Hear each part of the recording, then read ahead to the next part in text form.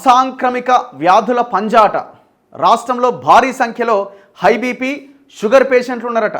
NCD survey 29 లక్షల మందిలో గుర్తింపు.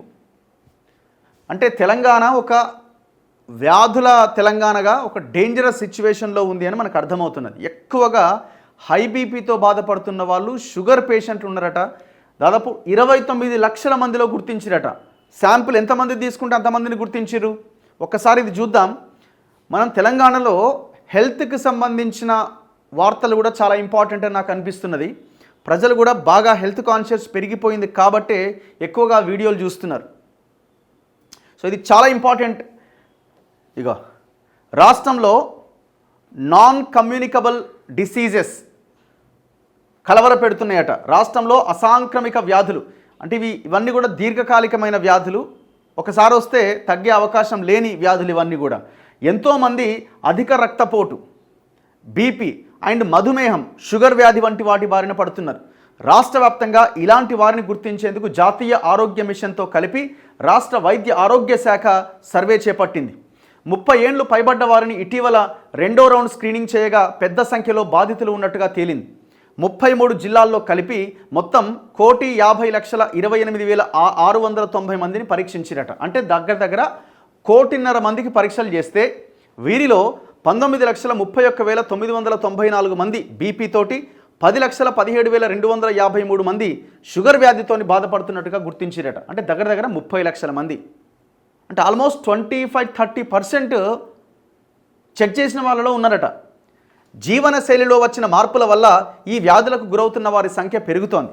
మారుతున్న ఆహారపు అలవాట్లు, ఒత్తిడి, వ్యాయామం లేకపోవడం తదితర కారణాల వల్ల నగరాలు, పట్టణాలతో పాటు పల్లె ప్రాంతాల ప్రజలు కూడా ఈ ఎన్సిడి బారిన పడుతున్నారు. కొన్ని జిల్లాల్లో ఎన్సిడి బాధితుల సంఖ్య ఎక్కువగా ఉన్నది.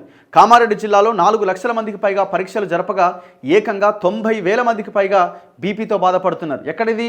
కామారెడ్డి జిల్లాలో అట. 4 లక్షల మందికి చేస్తే 1,00,000 మంది బీపీ షుగర్తో బాధపడుతున్నారట. అండ్ షుగర్ పేషెంట్లు 60,000 మందికి పైగా ఉన్నారట.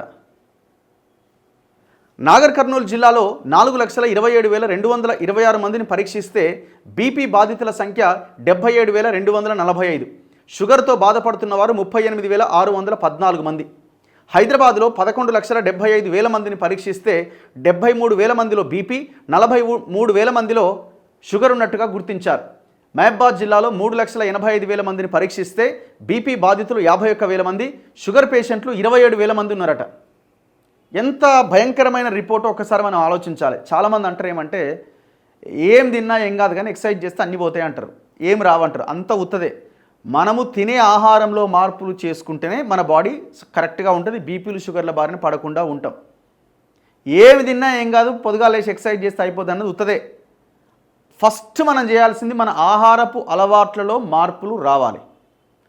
టీలు, కాఫీలు, ఈ వైట్ రైస్ ఫస్ట్ మానేయాలి. మనం నిన్న కూడా ఒక వీడియో చేసిన నేను. ఫస్ట్ మనం మానేయాల్సింది వైట్ రైస్. వైట్ రైస్ కాకుండా దానికంటే కొంత అంటే మిగతా ఏమో వైట్ రైస్కి అద్భుతాలని నేను చెప్పట్లేదు, కానీ దానికంటే ఒక 10% మేలు చేసే బ్రౌన్ రైసో, ఇంకా 10% మేలు చేసే మిల్లెట్సో, ఇట్లాంటి ఆహార పదార్థాలను తీసుకోవాలి. దానివల్ల వెయిట్ లాస్ ఉంటుంది.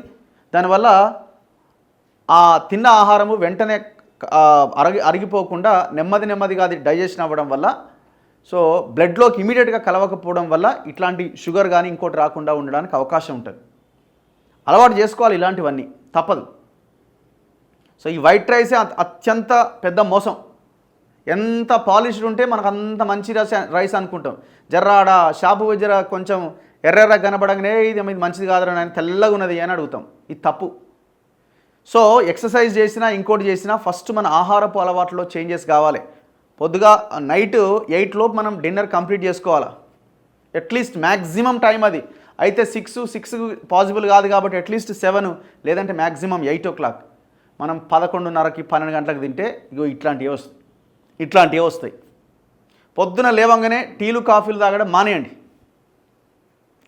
అండ్ తినేటప్పుడు కూడా ఎక్కువగా మొత్తం మనకి పొట్ట పగిలిపోయేలాగా, ఇలా మంచి కూర ఉంది, 4-5 కూరలు ఉన్నాయి, మెత్తగా తిందామని అనుకుంటే పొరపాటు అవుతుంది. అది మనం తినేటప్పుడు కూడా కొంత గ్యాప్ ఉంచుకోవాలి. అగడబట్టట్టు తినొద్దు అన్నట్టు. సో ఈ జాగ్రత్తలు మనం పాటిస్తే కొంత ఈ రోగాల బారిన పడకుండా ఉండడానికి అవకాశం ఉంటుంది. దాంతోపాటు ఎక్సర్సైజ్ కూడా చాలా ఇంపార్టెంట్. సరే, కొంతమందికి అది ఉదయం నుంచి నైట్ దాకా ఆఫీసులు ఉండి పాసిబుల్ అవ్వకపోవడం చాలామందికి ఉంటుంది. అట్లీస్ట్ ఈ ఫుడ్ హ్యాబిట్స్లో కూడా చేంజెస్ తీసుకొస్తే బెటర్. స్వీట్స్, షుగర్, టీలో మనం ఇంత షుగర్లు వేసుకొని తాగడం ఇట్లాంటివి చేయడం మానేయాలి. ఇది మనం పిల్లలకు కూడా నేర్పియాలి. ఇప్పటి నుంచి పిల్లలకు కూడా నేర్పిస్తే వాళ్ళలో కూడా ఇదవుతుంది. అండ్ ఫైబర్ ఎక్కువగా ఉన్న ఫుడ్ తీసుకోవాలి. మనం ఎక్కువగా ఆలుగడ్డ కూర చాలా ఇష్టం, అట్లాంటి కార్బోహైడ్రేట్స్ ఉన్న ఫుడ్డే తీసుకోవడం వల్ల, వైట్ రైసు, ఆలు ఇట్లాంటి ఫుడ్ తీసుకోవడం వల్ల ఎక్కువగా షుగర్ లెవెల్స్ పెరగడానికి అవకాశాలు ఎక్కువగా ఉంటాయి. సో ఆకుకూరలు ఎక్కువగా తినాలి, కూరగాయలు ఎక్కువగా తినాలి. అండ్ జిల్లాలో కూడా ఎన్సీడీ క్లినిక్లు ఉన్నాయట. రాష్ట్రంలో అసాంక్రమిక వ్యాధుల కట్టడిపైన ప్రభుత్వం దృష్టి సారించింది. ప్రతి జిల్లాలో ప్రత్యేకంగా ఒక ఎన్సీడీ క్లినిక్ ఏర్పాటు చేసింది. అలాగే అసాంక్రమిక వ్యాధిగ్రస్తులను గుర్తించే సర్వే కొనసాగించాలని ప్రభుత్వం ఆదేశాలు జారీ చేసింది. ఏందా మీరు జారీ చేసి నాకు అర్థం కాక అడుగుతా. షుగర్ టెస్ట్ ఎంత అవుతుంది? బీపీ టెస్ట్కి ఎంత అవుతుంది? ఇది కాదు, నువ్వు ఫాలోఅప్ ఏందో ఆలోచించాలా. అట్లాంటి పేషెంట్ల సంఖ్య పెరగకుండా ఏం చేస్తున్నాం?